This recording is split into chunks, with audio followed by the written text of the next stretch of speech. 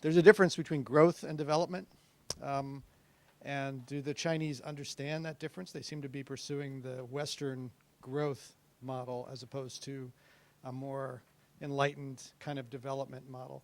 Yeah. And there have even been some attempts to do green GDP in China, which shows that a lot of their growth is really illusory. And if you subtract the costs of the air and water pollution that they're producing, they're really not making nearly as much progress as they think they are. Somebody has calculated, Philip Lawn calculated the genuine progress indicator for China recently, showed that since 1995, their overall social welfare has not been improving at all, even though their GDP has been increasing rapidly. Do they understand that distinction? Are they, do you think, willing to take on board what real development might mean and quality of life rather than simply economic growth? It's the really important question, and I'm sure you know that the answer is very complicated. It's not simple. When we say the Chinese or they, we're talking about 1.3, 1.4 plus billion people, and we're talking about a group of policymakers within the Communist Party who are, contrary to Western misunderstanding, enormously diverse.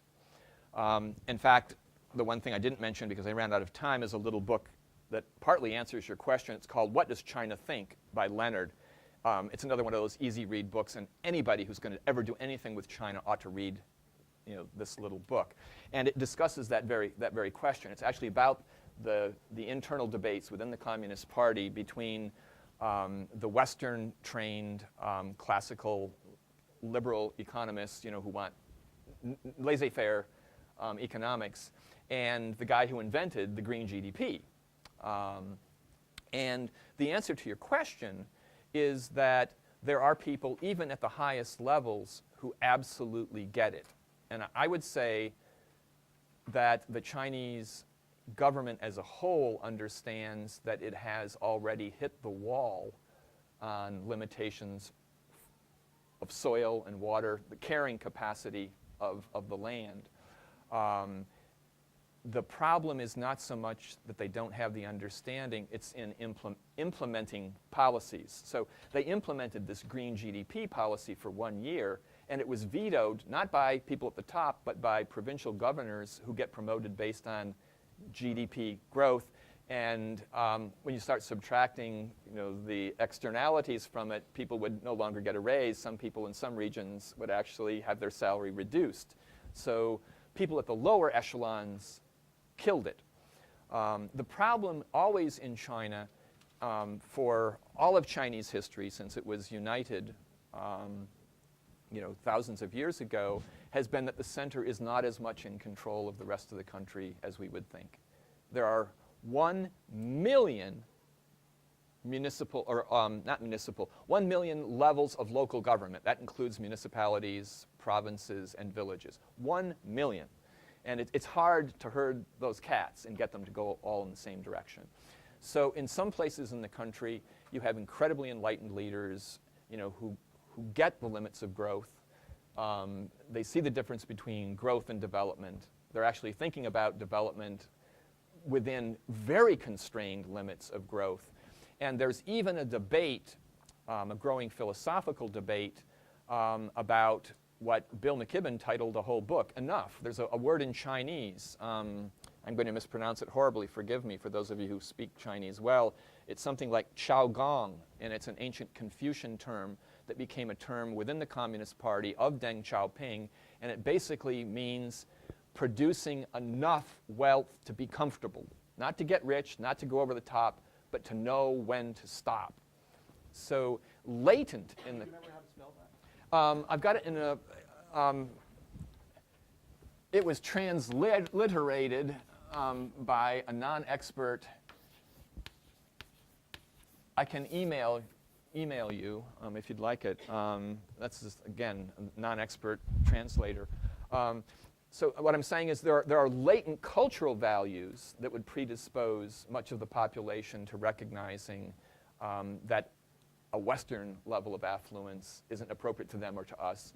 And there are policy people who understand they're up against carrying capacity limits But as I said, looking at the micro-enterprise level, where there's implementation, there's less implementation of these concerns at the national level. It's just very There's also the cultural predilection for community and social capital that I think would support this. But why doesn't the top send the right incentives then to the mid-level? You're saying why are those incentives set up that growth in GDP is what they're rewarded for? Why can't they change that incentive structure?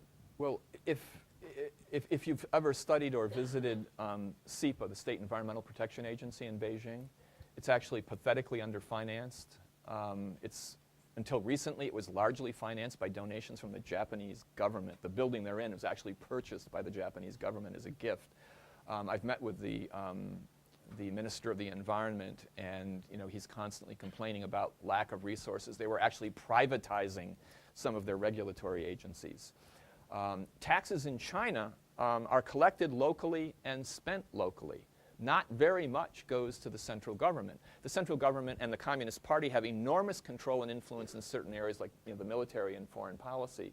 But in the environmental realm, the real clout is at the Environmental Protection Bureau level, and again, a million municipalities and agencies of government, a million variations on the theme. It's not very good translation. So it really comes down to some degree to lack of resources, and of course, as I said at the beginning, just an enormous diversity of opinion. There are people, and you can see it all over Beijing and Shanghai, who want to get richer all of the West and beat us at that game. The problem is that neither the Chinese government nor Westerners yet have effective tools for engaging those who recognize the kinds of concerns that you and I are working on. But they're there. They just need to be engaged and they need to be supported. Whether it's the policymaker who came up with green GDP or Bao and Wan Ming, they need to be cut loose and identified and supported instead of thrown in the same category as the rest of the Chinese who don't care. It's a stereotype that doesn't work.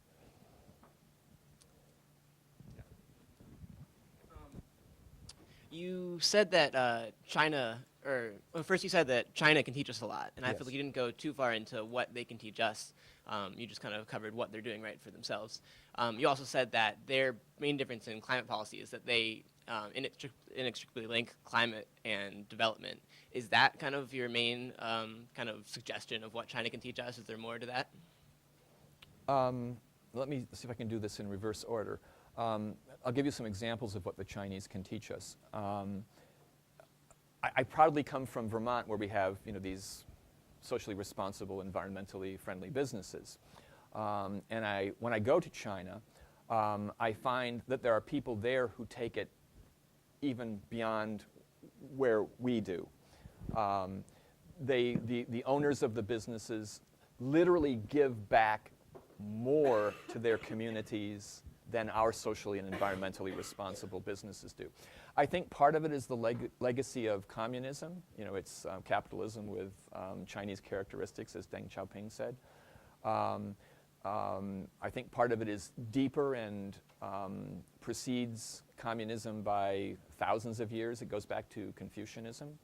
But I think the most important thing that the Chinese can teach us is that every business must be deeply rooted in the community that it serves and where it comes from. And my favorite example is the couple that I brought here a year ago to look at NRG systems and visit Ben and Jerry's. They're called the Rabbit King and Rabbit Queen. They were born in poverty.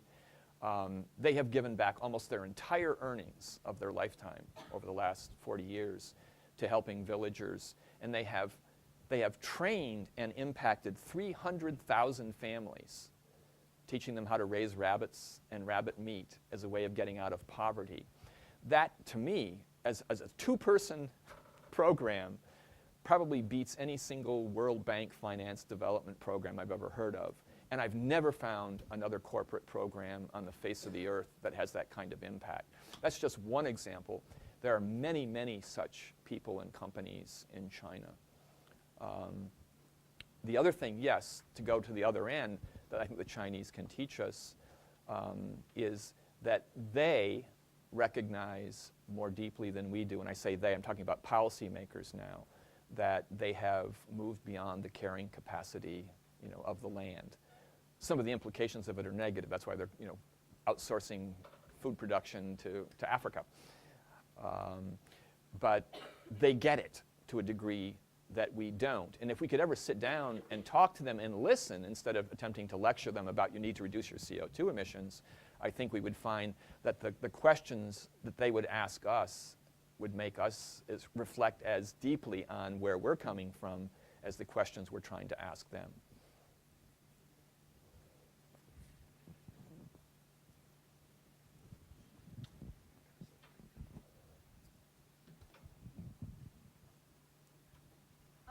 Do you think that China's kind of overall feel that there's an economic gap to be filled, but still has this extreme ambition for innovation and new ways of developing in general with responsible corporations is kind of showing an overall trend in the developing world? Or do you think it's a condition that is perhaps unique to China and conducive to these responsible practices because of the specific conditions there? Or, for example, I know that there have been communities in, I think it's northern China, that are kind of being completely designed around the fact that little transportation and green roofs and complete sustainability. And I feel like the position they're in to develop in a sustainable way could be kind of a model for the rest of the developing world. And do you see China acting in this role at all? There are at least 20 questions wrapped up in that one, but I'll try to deal with them, some of them very, very quickly.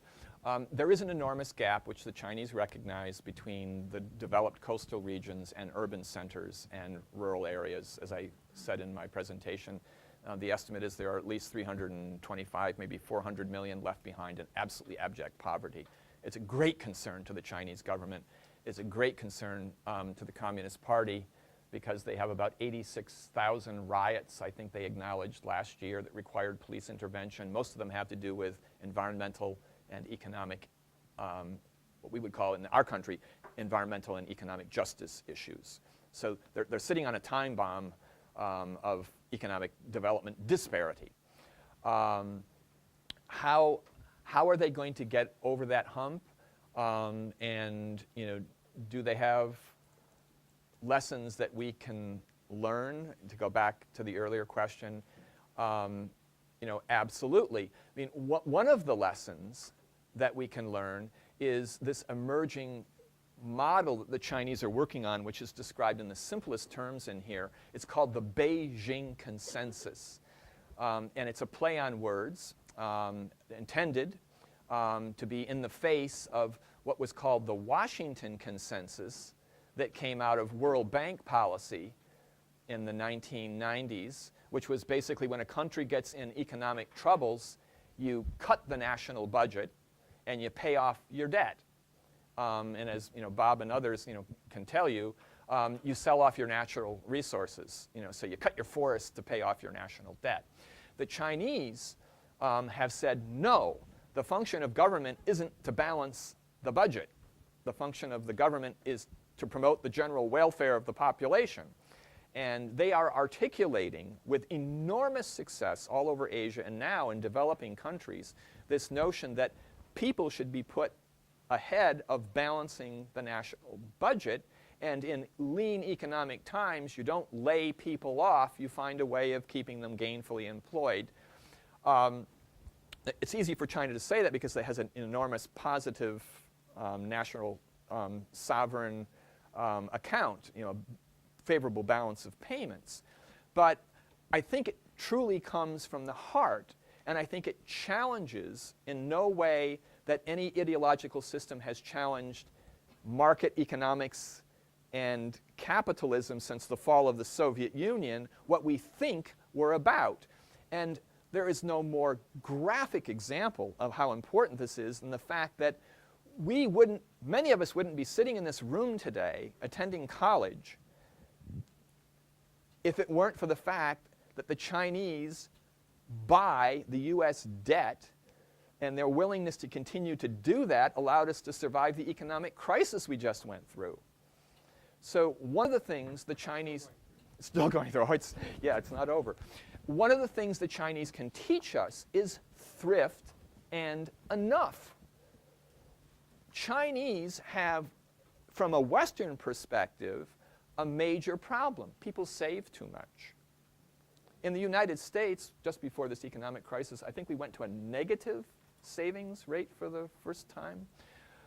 The Chinese save, and again, it's an estimate, nobody knows exactly, but it can be anywhere between 20 and 40% of their earned income. They literally tuck it under the mattress. Okay? And that's one reason their system continues, to be a bit more stable than ours. And there are complex reasons for it. Part of it is social insecurity. They don't believe in a pension fund. But the other is Chinese, by and large, even the middle class still today, isn't aspiring to get the Rolex watch, the 3 cars, the 2 TVs, the 27 pairs of shoes. They really don't need it. When we've done microloan programs in villages and asked peasants, before we gave them microloans, where do you want this loan to get you? Do you want to get rich? They say, no. All we want is to bring our sons and daughters home from the factories in the coastal region so we can live together as a family in the village and have food on the table and medicine if we get sick. That's enough. We can stop there and be happy. That's amazing. Absolutely amazing that that's the aspiration for many, many, many people in China. So when we talk about development and bridging this gap, for some, it's bringing everyone up to a Western standard. For some, it's bringing people up to a standard that's sustainable given the carrying capacity of China. For many in China, it's still a question mark, and they would be very content, and some research would indicate maybe happier, well below the level of economic, quote, prosperity that we have.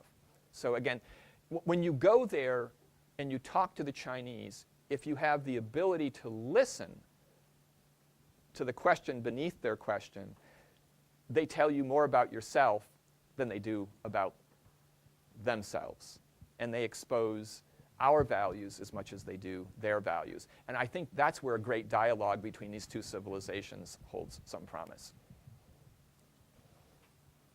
Randy, I'm going to use the organizer's prerogative to ask a question about partnerships. I thought what you said was very compelling from a sort of macro perspective. China could go one way or the other.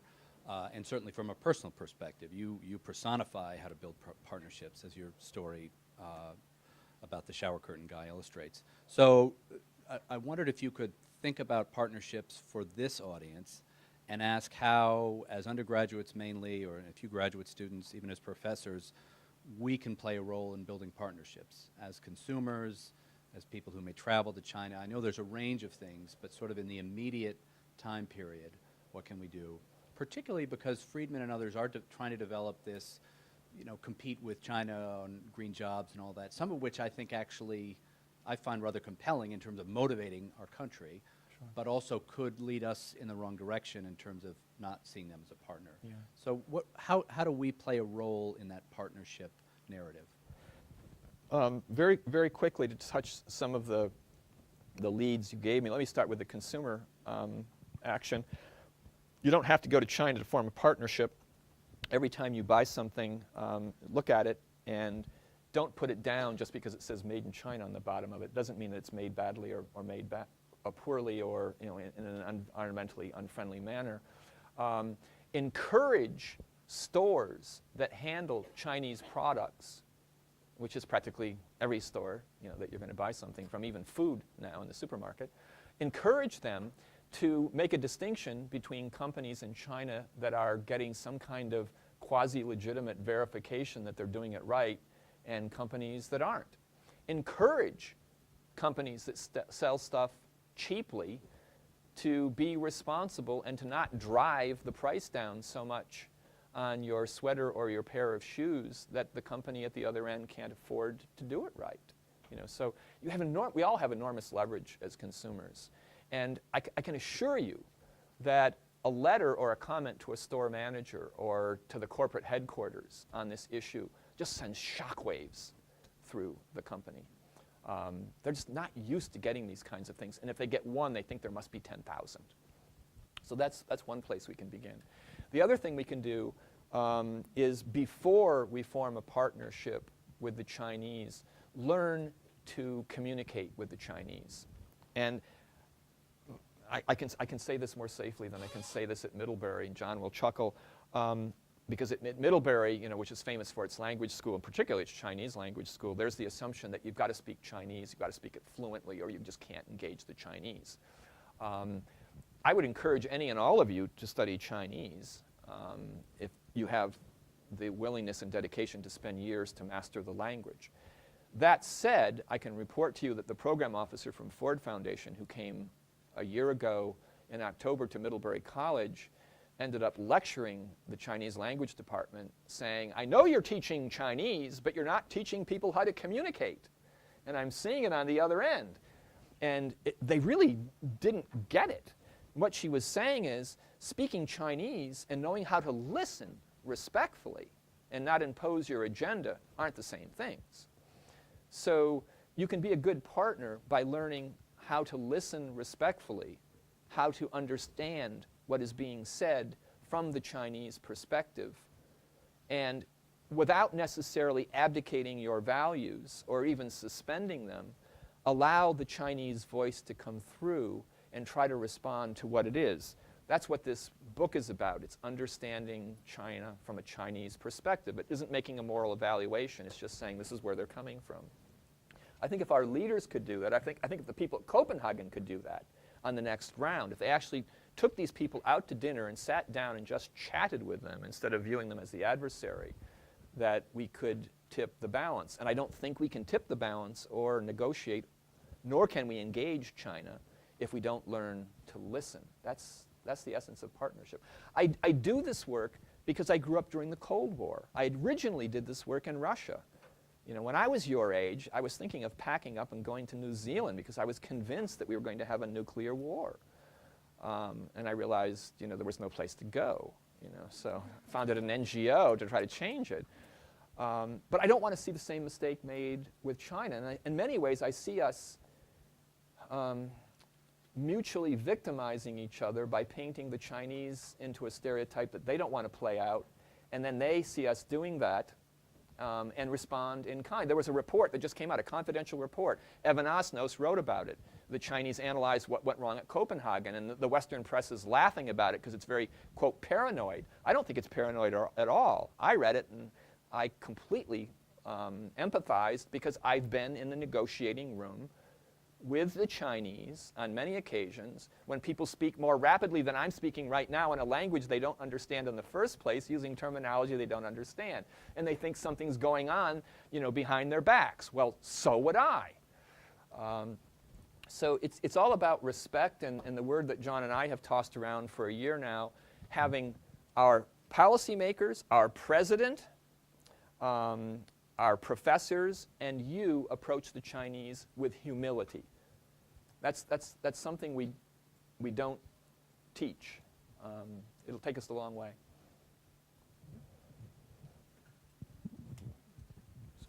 I do want to come back to the United States, though. China is building solar panels because the government said do it. What kind of lesson can we draw here about that? Well, as I said, government incentives work. And government incentives that are consistent over time work better than government incentives, that say build solar panels. Oops, no, this year we're not giving you the subsidy any longer. On the other hand, we can't rely only on government subsidies to make alternative technology work. We need to create a market awareness for that, and that goes back to creating the consumer demand and shifting our value structure, not just our economic focus, so that industries and homeowners and small businesses are willing to make the difficult choice, which occasionally requires us to invest in alternative energy when it's not just cost effective. It might cost a bit more. I don't know if I'm answering your question or not. Follow up if I'm not. Yeah, actually, the first thing you said is fine. Consistency over time Yeah. is a real factor. Yeah. Yeah. Thanks for the question. I think we're almost out. Do we have time, or are we? Maybe one last one. I'm just going to quickly share an anecdote, and it builds on the second to last point that Randy was making about trust and humility and listening. One of my favorite experiences in Copenhagen in December was to see a current Middlebury student, Ben Wessel, and several youth leaders from the United States spend time over 2 weeks with their counterparts who were Chinese leaders, many of whom spoke English, many of whom are actually here studying in the U.S. And by the end, they had a press conference and had made a commitment to each other, to listen to each other, to trust each other, to do what our leaders were not doing at the time. And it's actually a tremendous story which Ben is building on. And I'll make this offer. In fact, if you're an undergrad who wants to learn more about that, I think it's something that will flourish. And it's a very promising way to picture the future you're weaving for us, Randy. Thanks, John. Can I ask one last more technical question? On one of my trips to China, I tried to visit one of the eco-cities that they were supposedly building, and evidently were not. I mean, this had a lot of splash on the, it was just outside of Shanghai on the other side of the Yangtze, Dongtan, I think. Yeah. And I'm just wondering, is that still a viable movement in China, this idea to build new eco-cities that really do incorporate some of these, at least the built infrastructure kinds of ideas, or has that died in some way? It is dying, and I think it's a welcome death. Correct me if I'm wrong, but I think that city was actually largely designed by some Brits. Yeah. So there was an enormous top-down and outside sort of impose it from above and get it done in 5 years and get everybody in there and live in it. It was the opposite of everything we've ever learned in the last decades about urban design requiring grassroots participation, et cetera. That said, Huan Ming has created Utopia, which is a virtual city. It's not millions, but it's tens of thousands of people, and it's closed loop systems of water recycling. I mean, it's everything we all dream about putting together, and it's there and it's functioning now. But that was one man's financing and one man's ability to carry it through from beginning to end. But I'm always nervous anywhere on Earth, especially having spent a lot of time in the former Soviet Union, of these giant top-down, create a city kinds of things. They tend not to take root, typically. Okay, thanks. Thank you all. Yeah.